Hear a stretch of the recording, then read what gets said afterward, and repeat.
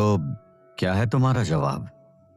धर्म ने जब नील से पूछा तब नील ने उस सवाल का कोई जवाब नहीं दिया, क्योंकि उसके मन में भी एक सवाल था।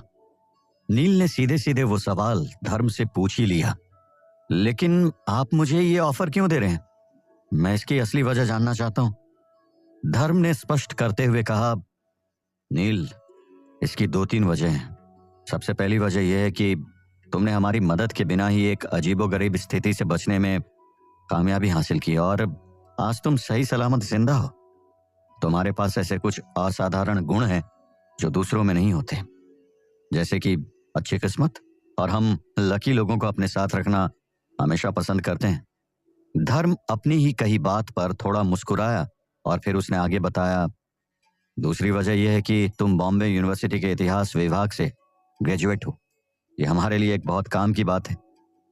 नील की भौहें सिकुड़ती देख धर्म ने और अच्छे ढंग से समझाया, हमारा अक्सर सतयुग या उससे पहले के दस्तावेजों और वस्तुओं से सामना होता रहता है, जैसे कि वो रहस्यमय किताब जिसे तुमने और तुम्हारे दोस्तों ने पढ़ा था। कई काली शक्तियों के पुजारी और अजीबोगरीब पंथों के लोग इन चीजों से शक्ति पाने की कोशिश करते हैं। कभी कभी ये चीजें खुद ही भयानक घटनाओं का कारण बन जाती है। विशेष क्षेत्रों के अनंत वीरों को छोड़कर हम में से अधिकांश पढ़ाई में अच्छे नहीं हैं या उस उम्र को पार कर चुके हैं। ये कहते हुए धर्म ने अपने सिर की ओर इशारा किया, मानो खुद का ही मजाक उड़ा रहा हो। फिर उसने आगे कहा, पहले हम इतिहासकारों या आर्कियोलॉजी के एक्सपर्ट्स के साथ काम किया करते थे, लेकिन इससे रहस्यों के उजागर होने का खतरा रहता था। कभी कभी तो उन निर्दोष प्रोफेसर के साथ कुछ अजीब दुर्घटनाएं भी हो जाती थी। इसलिए हमारे दल में एक पेशेवर इतिहासकार को शामिल करना भी एक कठिन काम होता है। नील ने हल्के से सिर हिलाया और धर्म की बात मान ली। अपने बिखरे हुए विचारों के साथ उसने फिर पूछा, तो फिर आप इस जोखिम भरे काम के लिए सीधे किसी को ट्रेनिंग क्यों नहीं देते? धर्म ने बात जारी रखी, ये एक अच्छा सवाल है और हमें हमारे सबसे अहम मुद्दे पर ले आता है, गोपनीयता यानी सेक्रेसी। किसी नए व्यक्ति को नौकरी देकर ट्रेन करने में बहुत रिस्क होता है। अगर उसने हमारे रहस्य गलती से भी बाहर किसी को बता दिए तो हम सब बहुत बड़ी मुसीबत में फंस सकते हैं। हम किसी भी कीमत पर ये सारे रहस्य बाहर उजागर नहीं होने दे सकते, और क्योंकि तुम पहले से इस अलौकिक अनुभव से गुजर चुके हो, इसलिए तुम्हें ऑफर देना हमारी गोपनीयता के नियम का उल्लंघन नहीं है। हमारे ज्यादातर टीम के सदस्य और नागरिक कर्मचारी धार्मिक प्रतिष्ठानों से ही रिक्रूट होकर आते हैं, और मुझे ये भी पता है कि तुम्हारी माँ कालिका देवी की भक्त थी और कालिका प्रतिष्ठान की एक सबसे सक्रिय सदस्य भी। जब उसने नील की माँ के बारे में कहा तो नील ने चौंकते हुए धर्म को देखा और सोचने लगा, ये तो मेरा पूरा बैकग्राउंड जानता है। धर्म ने आगे बताया, यही सारी वजह है नील कि मुझे तुम इस काम के लिए सबसे योग्य कैंडिडेट लगते हो। नील ने धर्म की सारी बातें समझ ली। फिर एक और सवाल जिज्ञासा के रूप में पूछा, वैसे आप गोपनीयता बनाए रखने के लिए इतने सख्त क्यों हैं? अगर आप इसे लोगों तक पहुंचाएं तो इस तरह की गलतियों की संभावना कम नहीं हो जाएगी? सबसे बड़ा डर अज्ञानता से आता है। आप उस अज्ञात को ज्ञात क्यों नहीं बना देते? धर्म ने हंसते हुए कहा, नहीं नील, इंसान की बेवकूफी सबकी कल्पना से परे है। इससे वास्तव में ज्यादा अराजकता फैल जाएगी और गंभीर घटनाएं होने लगेंगी। ये रहस्य आम लोगों से जितना दूर रहे उतना ही बेहतर है। नील ने फिर सहमति जताई और किसी किताब में लिखा हुआ कोट याद करते हुए कहा, आपने बहुत गहरी बात कही मिस्टर धर्म। मैंने कहीं पढ़ा था कि इतिहास पढ़ने से इंसान सिर्फ एक ही सबक सीखता है, और वो ये है कि वो कुछ भी नहीं सीखता, वो उन्हीं गलतियों को वापस दोहराता रहता है। धर्म ने इस पर सिर हिलाते हुए सहमति जताई और वापस वही सवाल दोहराया, तो क्या है तुम्हारा जवाब? बनोगे हमारी टीम का हिस्सा? नील के दिमाग में अभी भी कई विचार थे जिससे वो निर्णय नहीं ले पा रहा था। उसने सोचा और पूछा, क्या मैं इस पर सोचने के लिए थोड़ा टाइम ले सकता हूं? चूंकि यह मामला गंभीर परिणाम ला सकता था, उसने जल्दबाजी और लापरवाही से निर्णय नहीं लिया। धर्म ने कहा, कोई बात नहीं है, बस रविवार से पहले जवाब दे देना, और हाँ, इसे राजी रखना। नील ने गंभीरता से जवाब दिया, ठीक है। और फिर उसके दिमाग में एक और सवाल आया। उसने कुछ सेकंड झिझकने के बाद पूछा, मिस्टर धर्म, सैलरी कितनी होगी? थोड़ा चौंकने के बाद धर्म मुस्कुराया और बोला, इस बारे में चिंता करने की जरूरत नहीं है। सैलरी किसी यूनिवर्सिटी के प्रोफेसर से कम नहीं होगी। धर्म ने बहुत सारी बातें अब अच्छे से नील को समझा दी थी। जी मैं समझ गया, नील ने कहा और घर जाने से पहले पूछा, अगर मैं निर्णय ले लूंगा तो आपसे कहाँ मिल सकता हूँ? धर्म ने मुस्कुराते हुए कहा, कोलाबा में एक बार है, लियोपोल्ड कैफे, वहां जाकर उसके मालिक दस्तूर से मिलना। उनसे बस इतना कहना कि तुम एक मिशन पर हो। यह सुनकर नील थोड़ा हैरान हो गया। धर्म ने मुस्कुराते हुए कहा, हमारी जगह भी गोपनीय है। जब तक तुम हम में से एक नहीं बन जाते मैं तुम्हें हमारा असली पता नहीं बता सकता। खैर अभी मुझे निकलना चाहिए, गुड नाइट। और फिर धर्म वहां से चला गया। नील भी गुड नाइट कहते हुए अपने घर की ओर चल पड़ा। उसने अपनी पॉकेट वॉच निकाली। सुबह के 4 बजे थे। चौल में पहुंचने के बाद नील ने अपने कमरे का दरवाजा खोला। अंदर कदम रखने से पहले ही उसने देखा कि एक आकृति उसकी डेस्क के सामने शांत बैठी थी। इसमें कोई शक नहीं था कि वो मेघना थी। नील को देख मेघना ने डरते हुए पूछा, नील भैया आप कहाँ चले गए थे? असली दुनिया में अपने माता पिता से झूठ बोलने में महारत हासिल होने के कारण नील ने जल्दी से सोचते हुए एक हल्की मुस्कान दी और शांति से जवाब दिया, मैं सो नहीं पा रहा था तो मैंने सोचा कि अपने शरीर को ट्रेनिंग दूं, इसलिए मैं कुछ राउंड दौड़ने चला गया था। मेघना खड़ी हुई और एक पल सोचने के बाद बोली, सच कहूं तो भैया आपको इतना तनाव लेने की जरूरत नहीं है। मुझे यकीन है कि आप इंटरव्यू में जरूर पास हो जाओगे, और अगर नहीं भी पास हुए तो मेरा मतलब अगर नहीं हुए तो भी कुछ ना कुछ तो काम मिल ही जाएगा ना। मैं तो इंटरव्यू के बारे में सोच भी नहीं रहा हूं। नील ने उसकी बात झटकते हुए कुछ अकड़ कर कहा, लेकिन उसने धर्म के ऑफर का जिक्र नहीं किया क्योंकि उसने अभी तक तय नहीं किया था कि वो उसमें शामिल होना चाहता है या नहीं। नील को गुस्से से घूरते हुए मेघना अचानक मुड़ी और घर के अंदर दौड़ पड़ी। नील को लगा कहीं से मुझ पर कोई शक तो नहीं हो रहा, इतने गुस्से से क्यों देख रही थी। बाहर आकर मेघना एक ऐसी चीज लेकर आई जो कछुए जैसी दिख रही थी। उसमें गियर, जंग लगे लोहे के पार्ट्स और साधारण स्प्रिंग जैसी चीजें थी। स्प्रिंग को तेजी से कसने के बाद मेघना ने उस चीज को डेस्क पर रखा। वो लोहे से बना कछुआ एक लय में हिलता और कूदता रहा जो किसी का भी ध्यान खींच सकता था। नील उस खिलौने को देखकर चकरा गया। मेघना ने अपनी आंखों में चमक के साथ कहा, जब भी मुझे गुस्सा आता है ना तो इसे चलते हुए देखकर मुझे बहुत आराम मिलता है। फिर नील ने उस खिलौने की ओर इशारा किया और कैजुअली पूछा, क्या तुमने इसे खुद बनाया है? मेघना ने कहा, हाँ बिल्कुल। नील ने तारीफ करते हुए कहा, यह तो बहुत ही जबरदस्त है। नील अपनी दुनिया में बचपन में वो खिलौनों की कार भी ठीक से जोड़ नहीं पाता था। फिर उसने बातचीत का विषय बदलने की कोशिश की और बोला, वैसे तुम्हारी नींद क्यों खुल गई थी? तुम तो हमेशा सुबह तक सोती रहती हो। मेघना थोड़ी देर के लिए चौंकी। कुछ सेकंड बाद वो जवाब देने के लिए तैयार थी, लेकिन उसी समय उसने अपने पेट पर हाथ रखा। मैं सोने जा रही हूँ। मेघना ने अपना खिलौना उठाया और अंदर वाले कमरे में दौड़ के दरवाजा बंद कर लिया। अब नील समझ गया और उसने मन में कहा, कल रात का खाना कुछ ज्यादा ही टेस्टी बन गया था। मुझे लगता है ज्यादा खाने की वजह से उसे पचाने में दिक्कत हो रही होगी। नील अपना सिर हिलाते हुए मुस्कुराया और धीरे धीरे अपने डेस्क की ओर बढ़ने लगा। वो चुपचाप बैठा धर्म के ऑफर पर विचार करने लगा, क्योंकि निशाचरों के सिविलियन स्टाफ सदस्य होने के कुछ साफ डिसएडवांटेजेस भी थे। मेरी आत्मा तो फ्यूचर से आई हुई है, और फिर उस भाग्यवर्धक विधि की वजह से मैं जिस कोहरे वाली जादुई दुनिया में गया था वहां के सीक्रेट टैरो क्लब का संस्थापक भी हूँ। ऐसे में उन निशाचरों और धार्मिक प्रतिष्ठानों की टीम के सामने रहना खतरनाक हो सकता है जो अनंतवीरों से जुड़े मामले को संभालती है। मैं मिस्टर धर्म और उनकी टीम में शामिल हो जाता हूँ तो निश्चित रूप से मेरा लक्ष्य अनंतवीर बनना होगा, लेकिन मेरे फ्रीडम पर प्रतिबंध लग जाएगा। फिर मैं जो चाहूं वो नहीं कर पाऊंगा, और सबसे बड़ा डर है कंट्रोल खोने का खतरा। नील ने सारे डिसएडवांटेजेस को एक एक करके सोचा और फिर वो फायदे पर भी विचार करने लगा। मुझे इस दुनिया से सही सलामत निकलना है, और क्या पता कि भविष्य में कोई और भी अजीब घटना घट जाए जिससे मुझे नए खतरे का सामना करना पड़े।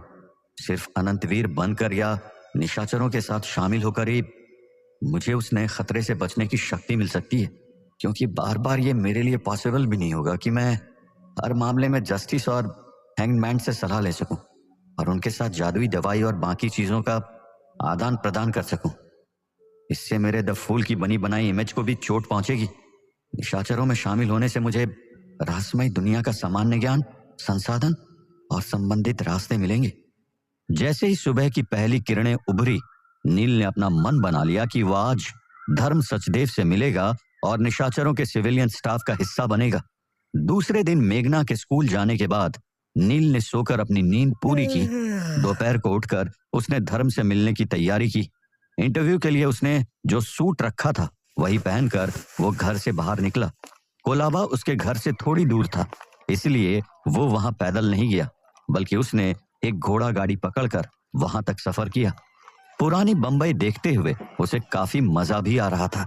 उसने उस रास्ते में सब कुछ गौर से देखा और उसे ये आश्चर्य हुआ कि इस दुनिया के लोग उसकी सोच से कहीं ज्यादा अलग थे।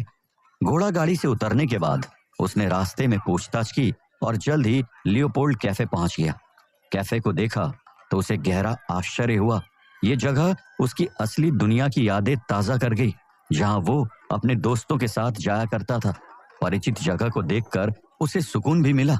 नील ने अपना दाहिना हाथ बढ़ाया और कैफे के दरवाजे को जोर से धक्का दिया। भारी दरवाजा धीरे धीरे खुला और उसे अंदर के शोर और गर्मी की लहर ने घेर लिया। हालांकि अभी दोपहर का समय था, फिर भी कैफे में पहले ही बहुत सारे ग्राहक थे। बाहर की तरफ कई लोग कुछ खाते हुए दिख रहे थे, कुछ चाय का मजा भी ले रहे थे। लेकिन अंदर के कमरे में कुछ ब्रिटिश और कुछ बड़े घरों के भारतीय लोग ड्रिंक्स लेते हुए नजर आ रहे थे। कैफे में मंद रोशनी थी। नील अंदर वाले बार की तरफ गया। तभी ग्लास साफ करते हुए एक एंग्लो इंडियन बारटेंडर ने एक नजर नील पर डाली और बोला, नए हो? नील उसकी तरफ मुड़ा तो बारटेंडर बोला, एक ग्लास आईपीए बियर 1 पैसे की है, एक जिन 2 पैसे की है और जर्मन बियर 4 पैसे की है। बताओ क्या लोगे? नील ने सीधे और बिना झिझक के कहा, मैं यहाँ दस्तूर से मिलने आया हूँ। बारटेंडर ने उसे घूरते हुए देखा, एक सीटी बजाई और फिर चिल्लाया, बूढ़े, कोई तुम्हें ढूंढ रहा है। एक शराबी बूढ़ा आदमी बार काउंटर के पीछे से खड़ा हुआ और धुंधली आवाज में बोला, कौन? नील को देखकर उसने अपनी आंखें मिचमिचाई और पूछा, क्या काम है? नील उसके पास गया और धीरे से उसके कान में वही कहा जो धर्म ने उसे बताया था, दस्तूर जी, मैं एक मिशन पर हूं। दस्तूर कुछ सेकंड चुप रहा। उसने नील को ऊपर से नीचे तक घूर कर देखा और फिर उसे पीछे वाले कमरे में आने के लिए कहा। जैसे ही नील उस अंधेरे कमरे में पहुंचा, उस बूढ़े ने नील को कसकर पकड़ते हुए उसके गले पर चाकू रख दिया। उस बूढ़े ने नील से धमकी भरी आवाज में पूछा, सच सच बताओ, कौन हो तुम? कहां से आए हो? उस बूढ़े की उम्र के हिसाब से उसकी ताकत कुछ ज्यादा ही मालूम हो रही थी। क्या नील का असली राज उस बूढ़े को पता चल गया था? क्या धर्म नील के साथ कोई खेल खेल रहा था? क्या नील का निशाचरों के साथ काम करने का डिसीजन उसे महंगा पड़ने वाला था? सच सच बताओ, कौन हो तुम? कहां से आए हो? बूढ़े दस्तूर के इस सवाल से नील डर गया था और ऊपर से उसने चाकू भी गले पर रखा था। फिर भी नील ने अपने आप को संभालते हुए कहा, मेरा नाम नील मुखर्जी है, मुझे मिस्टर धर्म ने भेजा है, इंस्पेक्टर धर्म सचदेव। धर्म का नाम सुनते ही दस्तूर ने अपना हाथ ढीला छोड़ा, चाकू पॉकेट में डाला और फिर उसकी ओर देखते हुए बोला, तो पहले ही बताना चाहिए था ना। नील ने अपनी कॉलर और बाल ठीक करते हुए कहा, मुझे लगा आपको पता होगा। दस्तूर ने उसे एक बियर देते हुए कहा, हमारी फील्ड में चौकन्ना रहना जरूरी होता है, रिस्क नहीं ले सकते ना। नील ने मना करते हुए कहा, नो थैंक्स, बस मुझे इतना बता दीजिए कि मिस्टर धर्म अभी कहाँ मिलेंगे। दस्तूर समझ गया और उसने बियर खुद पीते हुए कहा, देखने में तुम भले लड़के लगते हो, धर्म ने तुम्हें सोच समझ कर ही सेलेक्ट किया होगा। पूरी बियर खत्म करते हुए काफी लंबे पॉज के बाद दस्तूर ने उसकी आंखों में देखते हुए कहा, बलाड स्टेट, जोन डी, वहां एक पुरानी बिल्डिंग है, उसकी दूसरी फ्लोर पर जाओ। नील ने वहां से निकलते हुए कहा, मतलब मिस्टर धर्म वहीं मिलेंगे? तभी दस्तूर ने उसका हाथ पकड़कर रोकते हुए कहा, मुझे उम्मीद है कि तुम सुरक्षित रहोगे, अपना ध्यान रखना। उसने नील का हाथ छोड़ा और बची हुई बियर के ग्लास को हवा में उठाते हुए बोला, चीयर्स। नील ने उसका शुक्रिया अदा किया और फिर वह तुरंत बार से बाहर निकल गया। नील जल्दी से आसपास पूछते हुए बलाड स्टेट की ओर बढ़ता जा रहा था। जोन बी, सी, ये रहा जोंडी। उस जोन में सबसे आखिरी कोने में एक पुरानी इमारत दिख रही थी। नील उसी तरफ जाने लगा और फिर सीढ़ियां चढ़ते हुए दूसरी मंजिल तक पहुंच गया। दूसरी मंजिल के साइन बोर्ड को देखकर नील हैरान हो गया। काल कवच सिक्योरिटी कंपनी।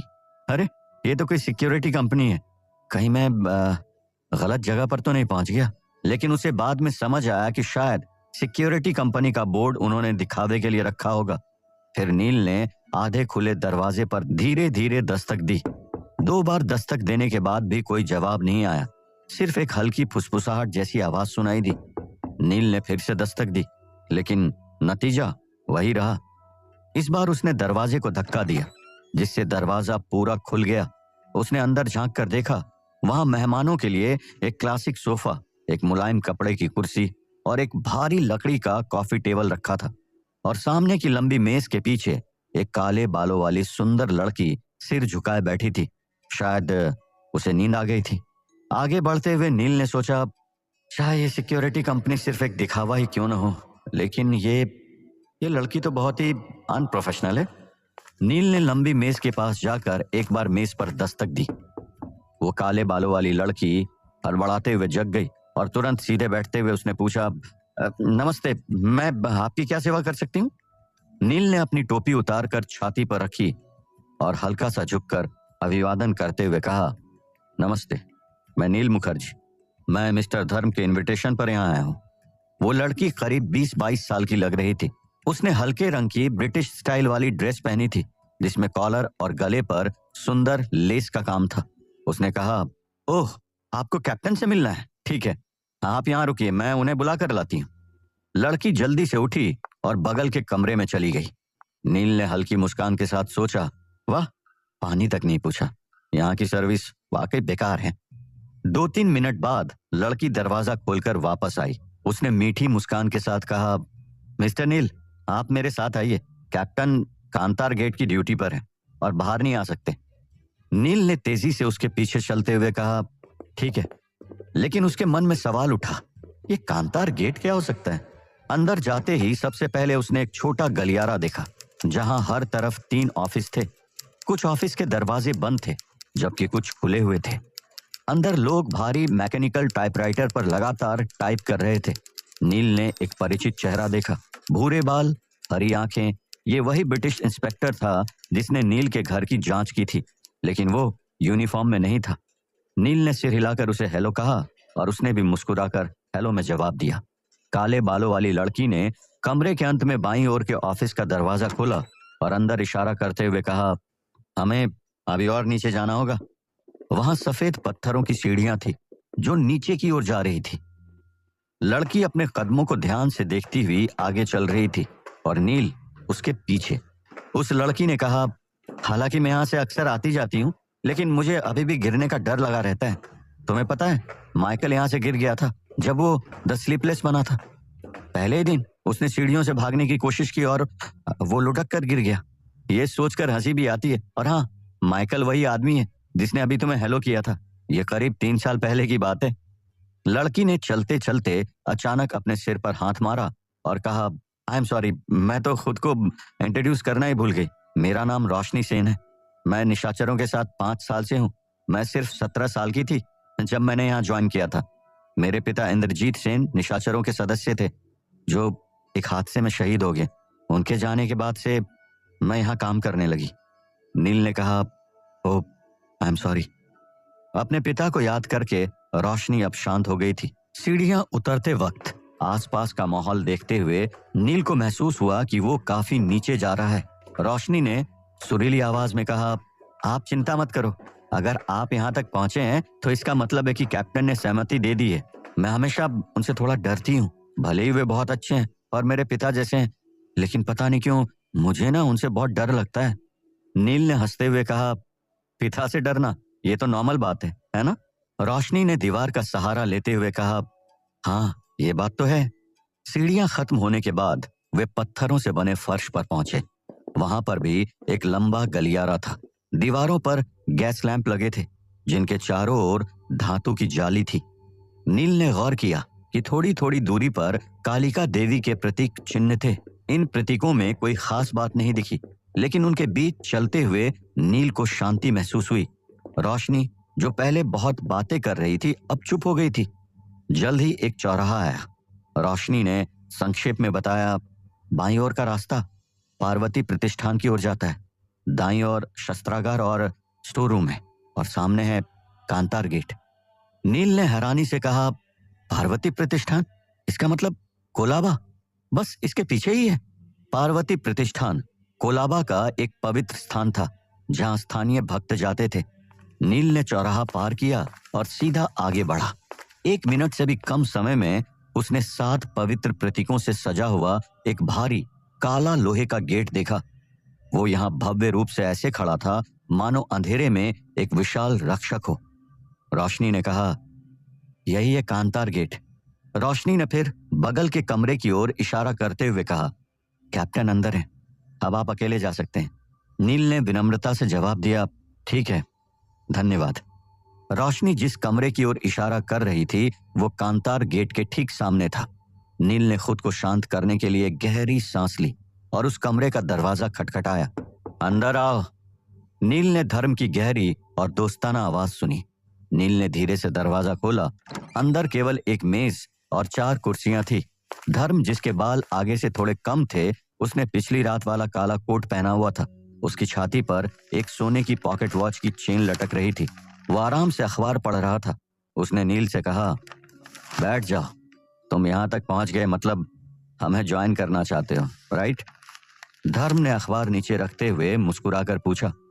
नील ने अपनी टोपी उतारी, झुककर अभिवादन किया और मेज के पास बैठते हुए कहा, हाँ, मैं पूरी तरह से तैयार हूं। धर्म ने मेज की दराज खोली और कॉन्ट्रैक्ट्स की 2 कॉपीज निकालते हुए कहा, तो इस कॉन्ट्रैक्ट को पढ़ लो। कॉन्ट्रैक्ट में ज्यादा शर्तें नहीं थी और अधिकतर बातें पहले ही धर्म ने नील को समझा दी थी। खास ध्यान गोपनीयता यानी कि सेक्रेसी की शर्त पर थी। नियम तोड़ने वालों पर राज्य की अदालतों की बजाय कालिका प्रतिष्ठान की अदालतों में मुकदमा चलता था। ये कुछ ऐसा ही था जैसे सैनिकों के कोर्ट मार्शल की प्रक्रिया। कॉन्ट्रैक्ट 5 साल का था। नए सिविलियन स्टाफ के लिए हर हफ्ते की सैलरी 50 रुपए थी। इसमें जोखिम और गोपनीयता के लिए अतिरिक्त 20 रुपए भी मिलने वाले थे। मतलब कुल मिलाकर 70 रुपए हो गए और अनुभव और योगदान के आधार पर सैलरी बढ़ने भी वाली थी। नील ने मन ही मन सोचा, बाप रे, इस जमाने के हिसाब से तो ये बहुत ज्यादा पैसे हुए। वाकई ये सैलरी किसी यूनिवर्सिटी के प्रोफेसर से कम नहीं है। नील ने बाकी चीजें भी ध्यान से पढ़ी और फिर कॉन्फिडेंस से कहा, मुझे इसमें कोई समस्या नहीं है। धर्म ने गहरे लाल रंग के फाउंटेन पेन और स्याही की ओर इशारा करते हुए कहा, तो इसे साइन करो। नील अपनी पुरानी आदत के हिसाब से विहान अरोरा का साइन करने ही वाला था, लेकिन वो रुक गया और जैसे तैसे नील के नाम का साइन पूरा किया।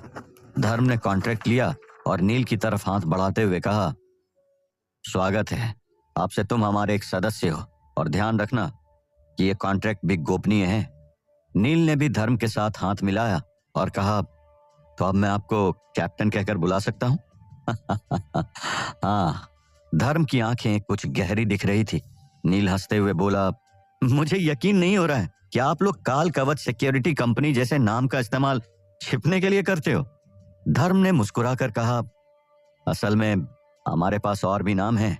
धर्म ने दराज से एक कागज निकाला। उस पर सिटी गवर्नमेंट और पुलिस डिपार्टमेंट की मोहरें लगी थी, जिसमें लिखा था 7वीं यूनिट विशेष अभियान विभाग, बॉम्बे प्रेसिडेंसी पुलिस, इंडिया।